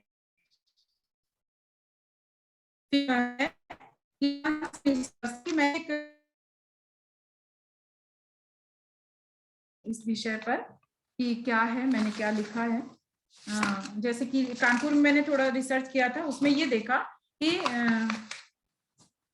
क्षेत्रों में बुजुर्गों जो रहते हैं उनसे प्रश्नावली के माध्यम से मैंने एक देखा था, उसमें ये देखा कि अध्ययन में ये पाया गया कि वृद्धों में होने वाली परेशानियों से वृद्ध क्या होते हैं, परिचित होते हैं। उनको पता है कि हमें वृद्धावस्था में जोड़ों में दर्द होना है, थकान होनी है ना, बच्चों से मानसिक परेशानी होना है, फिर भी उसको वो समस्या बना करके रखते हैं। अधिकतर को देखा गया कि उनको परिवार में मुखिया का दर्जा प्राप्त है, मतलब ये वृद्धों का कहना है, पर सच्चाई नहीं है। वो क्या है, वो वहां पे अपने परिवार नाराज ना हो इसके लिए वो ये बात कहते हैं कि हमें मुखिया का दर्जा प्राप्त है, लेकिन ऐसा नहीं है। कुछ को छोड़कर सबने कहा कि बहुओं से सहयोग और स्नेह मिलता है, पर यह भी विश्वसनीय नहीं है। जैसा हमने रिसर्च का जो अध्ययन करने के बाद जो कंक्लूजन निकाला था वो ये है। ऐसा लगता है जैसे बुजुर्ग स्पष्ट बोलना नहीं चाहते। लगभग 60% बुजुर्ग लोगों ने कहा कि यदि पुत्र और ना भी ख्याल रखें तो भी वो अपनी संपत्ति बेटियों को नहीं देंगे। समझ रही हैं? ये वृद्धावस्था में पुत्र मोह और ये सामाजिक व्यवस्थाएं हैं, वो भी किसी की मजबूरी है। वृद्ध पुत्र मोह भी एक अपनी मजबूरी है, समाज के द्वारा दी गई एक मजबूरी है हमारे सामने। तो 60% ने कहा कि नहीं, हमारा बेटा नहीं भी करेगा तो भी अपनी बेटी को नहीं देंगे। 40% बुजुर्गों ने कहा कि अपनी संपत्ति बेटी को दे देंगे, बेटी दामाद को, यदि वो मेरी सेवा करेंगे वृद्धावस्था में। तो 70% बुजुर्गों ने स्वीकार किया कि पुत्रों की अपेक्षा पुत्रियां अधिक ध्यान रखती हैं। अध्ययन में देखा गया कि शारीरिक परेशानियां रहती हैं, उनको किसी न किसी की सहायता की आवश्यकता पड़ती है। ये अध्ययन में देखा गया कि वो अकेले नहीं रह सकते, उनको हेल्प चाहिए, किसी न किसी को चाहिए। देखा गया कि ये भी देखा गया है कि बुजुर्ग बहुओं के बारे में स्पष्ट तौर पर कुछ कहने से घबराते हैं। ज्यादातर बुजुर्ग कोई न कोई बीमारी जैसे ब्लड प्रेशर, मधुमेह, दांतों में तकलीफ, जोड़ों में दर्द आदि से ग्रसित रहते हैं। इस अध्ययन से स्पष्ट ये भी हुआ है कि यह जो इनकी जो परेशानियां है वो भयावह है और चिंतनीय भी है। ठीक है, और इनको स्वास्थ्य सुविधाओं की जरूरत है। दी तो जा रही, सरकारी मदद भी दी जा रही है और सरकार के द्वारा पे और भी कुछ करने की बात आती है। अब आजकल देखिएगा कि सेंट्रल गवर्नमेंट, स्टेट गवर्नमेंट ने भी वृद्धों के लिए पेंशन योजना और बहुत सारी योजनाएं चला रखी है, लेकिन वो बहुत कम है, बहुत थोड़ा है। और कहने का मतलब है कि घरेलू कलह ये देखा गया है, परिवार में अध्ययन में ये साबित हुआ है कि हाँ, घरेलू कलह दिखाई पड़ता है। कई राज्य सरकारों ने लागू कर दिया है कि बच्चे यदि माँ बाप का अपना देखरेख नहीं करेंगे तो उनको सरकार कई सुविधाओं से वंचित भी रह सकती है, बाकायदे यदि पेरेंट्स यदि कंप्लेन करते हैं तो। ठीक है, उसके बाद जैसे कि भरण पोषण के लिए भी सरकार ने अपनी तरफ से व्यवस्था कराई है और बच्चों के लिए भी, बच्चों पे भी दबाव बनाया है कानून ला करके कि पेरेंट्स यदि कोई शिकायत करते हैं तो वो उनकी जिम्मेदारी है कि वो उनके बेटे को, उनके संतान को, उनको मतलब उनको इस तरह की जो भी कानूनी रूप से उनको ये बताएं कि नहीं, आपको उनको हेल्प करना है। एक कहने का मतलब है कि आजकल जो नई पीढ़ी है, हम ये कंक्लूजन के तौर पे हम कह सकते हैं कि जो नई पीढ़ी है उनको भूलना नहीं चाहिए कि वृद्धावस्था क्या है, ये ईश्वरीय कृपा है, ये सभी के साथ आना ही आना है। ये हमारे माँ बाप को भी ईश्वर समझ के, ये हमारे मतलब परिवार की धरोहर समझ के इनको अच्छे से जीवन यापन के लिए प्रोत्साहित करना है, इनको सहयोग करना है। और नई पीढ़ी को ये हमेशा सोचना होगा कि माँ बाप जो है हमारी धरोहर है, इनका संरक्षण और सहारा देना इनका कर्तव्य है। ठीक है, तो कहने का मतलब है कि वृद्धावस्था में कई सारी समस्याएं हैं, लेकिन उसको भी दूर करने का हर लेवल पर प्रयास किया जा रहा है। लेकिन इसके लिए कहा जा रहा है कि वृद्ध भी अपने को प्रयासरत रखें, इस तरह के सहयोग करते रहें, अपने अपने जीवन को सफल बना करके और अपने परिवार के साथ स्वस्थ समृद्ध जीवन यापन करें। ओके जी, thank you. Thank you ma'am. कुछ किसी को कुछ पूछना हो बेटा? Thank you ma'am. ओके जी बेटा, ओके, चलिए। कितने बच्चे ज्वाइन करे हुए थे? चलिए, थैंक यू मैम। ओके जी, वेलकम। चलिए, यस। अब आप लोग बताइएगा कैसा रहा। ठीक है,